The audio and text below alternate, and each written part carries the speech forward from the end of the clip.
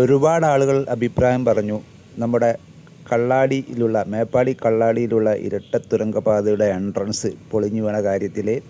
ഇവിടെ വർക്ക് തുടങ്ങുന്നത് മുതൽ ഇതുവരെ എത്തി നിൽക്കുന്നത് വരെ ഏറ്റവും കൂടുതൽ വീഡിയോ എടുത്ത് അപ്ലോഡ് ചെയ്തത് ഇപ്പം ഞാനായിരിക്കുന്ന എനിക്ക് തോന്നുന്നു കേട്ടോ. ഞാൻ മാസത്തിൽ 20 ദിവസം കൂടുമ്പോഴൊക്കെ ഞാനിവിടെ വന്ന് അപ്ഡേഷൻ നൽകാറുണ്ട്. അപ്പോൾ അതിൽ നിന്ന് ഞാൻ മനസ്സിലാക്കിയെടുത്തോളം കാലം ഈ നീലപ്പായി വിരിച്ചതുണ്ടോ, ഇത് അവിടുന്ന് ഈ തുരങ്കപാതയുടെ ഈ എൻട്രൻസ് ആ ഭാഗത്ത് ഷോർട്ട് ക്രീറ്റ് വർക്ക് ചെയ്യാൻ വേണ്ടി അവർ മണ്ണ് ലെവല് ചെയ്ത് എടുത്തു മാറ്റിയ മണ്ണ് അതാണ് അവിടെ കൂട്ടിയിട്ടിരിക്കുന്നത്. അപ്പോൾ അവർ എന്താ ചെയ്തതെന്ന് വെച്ചിട്ടുണ്ടെങ്കിൽ, നമ്മുടെ തുരങ്കപാത പോകുന്ന ആ ഒരു മല, ആ മല ഫുള്ള് കരിമ്പാറയാണ്. ആ കരിമ്പാറയുടെ തൊട്ട് മുന്നോട്ടായിട്ട് ഒരുപാട് മണ്ണുകൾ അവിടെ പറ്റി പിടിച്ച് നിൽക്കുന്ന മണ്ണുകളുണ്ടായിരുന്നു. അതിൻ്റെ ഒരു 10-30 മീറ്റർ ഇപ്പുറത്തേക്ക് മാറിയിട്ടാണ് അവരുടെ വർക്ക് തുടങ്ങിയത്. അപ്പോൾ അവിടെ അവർ ഇങ്ങനെ മണ്ണ് ഇടിയുന്നൊന്നും വിചാരിച്ചിട്ടുണ്ടാവില്ല എനിക്ക് തോന്നുന്നു. അപ്പോൾ അവരെന്ത് ചെയ്ത് വെച്ചിട്ടുണ്ടെങ്കിൽ, തുരങ്കപാത പോകുന്നത് ഈ കള്ളാടി മീനാക്ഷി ബ്രിഡ്ജിൻ്റെ ആ റോഡിൻ്റെ ലെവലിൽ റെഡിയാക്കാൻ വേണ്ടി അവിടുത്തെ മണ്ണുകളൊക്കെ അവരെടുത്ത് മാറ്റുകയായിരുന്നു അവരുടെ ലക്ഷ്യം. അതിലവർ മണ്ണ് 10-60-70 അടിയോളം ഉയരത്തിൽ ആ മണ്ണ് നിൽക്കുന്നുണ്ടായിരുന്നു. അപ്പോൾ അവർ അടിയിൽ കൂടിയ ഇതിൻ്റെ എൻട്രൻസ് തുരങ്കം തുളയ്ക്കുന്നതിന് മുമ്പ് അവർക്ക് അവരിന്ന് സെറ്റപ്പ് ചെയ്യേണ്ട ആവശ്യകത ഉണ്ടായിരുന്നു. അപ്പോൾ അവർ അതിന് ചെയ്തത് തന്നെ ഷോർട്ട് ക്രീറ്റിൻ്റെ വർക്കാണ് അവർ ഉപയോഗിച്ചത്. സോയിൽ നെയിലിംഗ് അല്ല, ഷോർട്ട് ക്രീറ്റിൻ്റെ വർക്ക്. സോയിൽ നെയിലിംഗ് കമ്പി അടിച്ച് കിട്ടുന്ന പരിപാടിയൊന്നും ആയിരുന്നില്ല.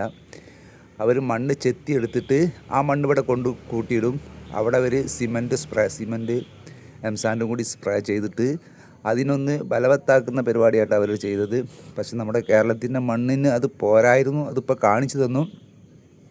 അപ്പോൾ അതവർ സ്റ്റെപ്പായിട്ട് ഒരു 12 അടി ഹൈറ്റിൽ സ്റ്റെപ്പായിട്ട് അവർ ചെയ്തു. അവരത് ഫിനിഷ് ചെയ്തു. 2 ഭാഗത്തുകൂടി വെള്ളം പോകാനുള്ള ഡ്രെയിനേജുകളൊക്കെ അവർ സെറ്റാക്കി കൊടുത്തിരുന്നു.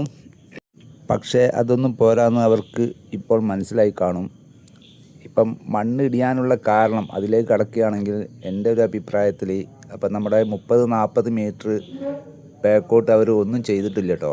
ആ പാറയുടെ തൊട്ടടുത്ത് ഇങ്ങനെ പറ്റി പിടിച്ചിരിക്കുന്ന മണ്ണ് പാറയുടെ തൊട്ടടുത്ത് തന്നെ ഇടിഞ്ഞ് പൊളിഞ്ഞ് ഇവിടെ ഇവർ ചെയ്ത് വെച്ച വർക്കടക്കം മൊത്തത്തിൽ ഇങ്ങോട്ട് പോകുന്നതാണ്.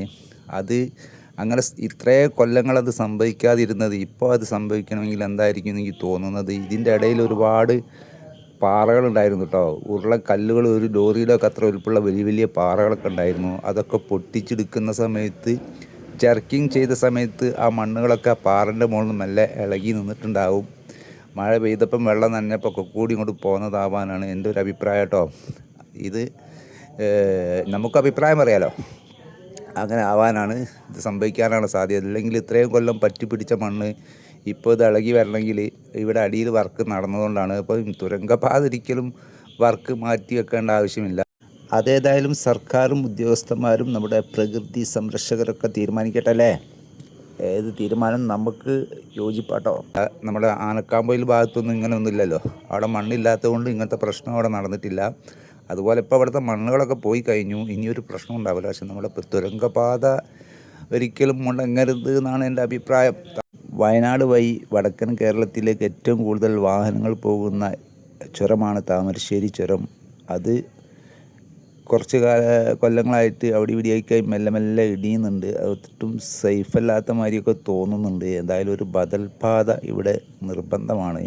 അതുകൊണ്ട് നമ്മുടെ തുരങ്കം ഒരിക്കലും മുടങ്ങാൻ പാടില്ല എന്നാണ് എൻ്റെ അഭിപ്രായം. പിന്നെ നമ്മുടെ തുരങ്കം തുളയ്ക്കുന്ന ആ ഒരു ടെക്നോളജി ഉണ്ടല്ലോ, നാട്ടം ടെക്നോളജിയാണ് ഇപ്പോൾ അവിടെ യൂസ് ചെയ്യുന്നത്. അത് ഡ്രില്ല് ചെയ്ത് പൊട്ടിച്ചെടുക്കുന്ന പരിപാടി. അതല്ലാതെ നമ്മുടെ മറ്റേ ഒരു ടെക്നോളജി ഉണ്ട്, DBM ടെക്നോളജി. നമ്മുടെ ഡ്രില്ലല്ലാതെ വലിയ മെഷീൻ മൊത്തത്തിൽ തുരന്നു പോകുന്ന ആ മെഷീനാണെന്നുണ്ടെങ്കിൽ കുറേ കൂടി സേഫായിരിക്കുമെന്നാണ് എൻ്റെ അഭിപ്രായം. അങ്ങനെ ഒരുപാട് പേര് അഭിപ്രായപ്പെട്ടിട്ടുണ്ട്. നമ്മളെ കമൻറ്റിലൊക്കെ ഒരുപാട് പേര് വരുന്നുണ്ട്. അപ്പോൾ ഏതായാലും അങ്ങനൊരു മാറ്റം നമ്മുടെ സർക്കാരുകളുടെ ഭാഗത്തു നിന്നുണ്ടായിരുന്നെങ്കിൽ അതൊന്നും കൂടി സേഫായിരിക്കും. അതുകൂടാതെ പെട്ടെന്ന് വർക്കും തീർന്നു കിട്ടും. ഏതായാലും നിങ്ങളുടെ അഭിപ്രായങ്ങളൊക്കെ കമൻറ്റിലൂടെ അറിയിക്കുക. എൻ്റെ അഭിപ്രായമാണ് ഞാനിതിലൂടെ പറഞ്ഞത്.